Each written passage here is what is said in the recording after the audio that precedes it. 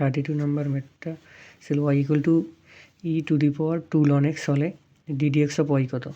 তো যেহেতু এখানে এর পাওয়ার আকারে লন আছে, যদি এর পাওয়ার আকারে লন থাকে তখন আমরা এটাকে একটু সরল করার ট্রাই করব। e⁴ লনের সামনে যেটা থাকে সেটা তো রাশির পাওয়ার আকারে চলে যায়, তাহলে ln x তার পাওয়ার 2।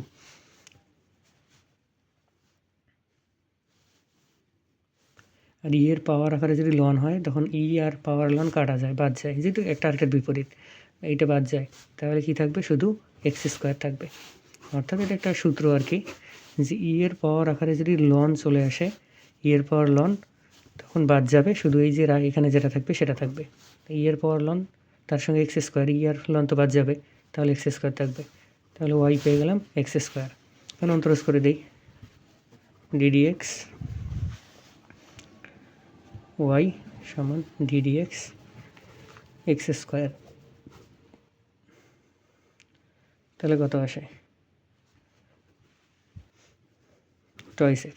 আচ্ছা, এখন তোমার যে ম্যাথটা ছিল এটা জাস্ট বুঝাই দিলাম। এখন তোমার যে ম্যাথটা ছিল সেটা হচ্ছে সাইন এক্স ছিল এক্সট্রা, y সমান e2 ln সাইন এক্স।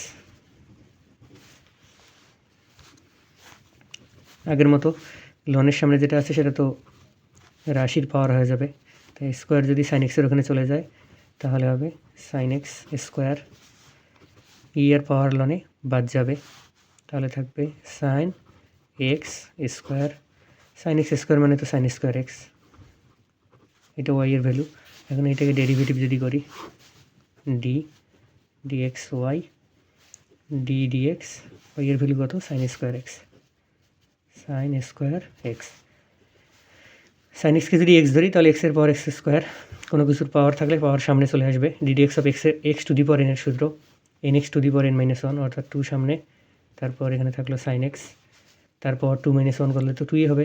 এখন কাকে এক্স ধরলাম, সাইন এক্সকে, তাকে আবার অন্তরজ করতে হবে, ddx অফ সাইন এক্স, তাহলে থাকলো 2 সাইন এক্স, আর ddx অফ সাইন এক্স মানে cos x, 2 sine x cos x মানে সাইন 2x, অর্থাৎ অ্যান্সার দাঁড়ালো সাইন 2x।